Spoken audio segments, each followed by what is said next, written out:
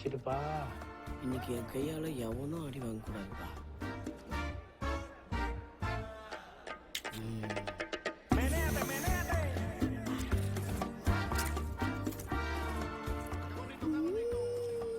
ஏய் மூடி சைஸ்ல நின்னு மூடியில சரக்கு ஊத்தி குச்சி நிக்கிற.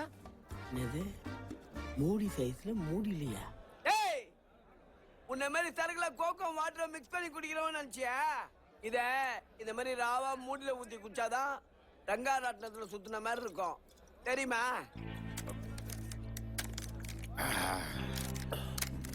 இது வர்ற பூச்சி நம்ம எவ்வளவு குடிச்சாலும் பணம் தான் நம்மளுக்கு ரொம்ப முக்கியம். அந்த பேக்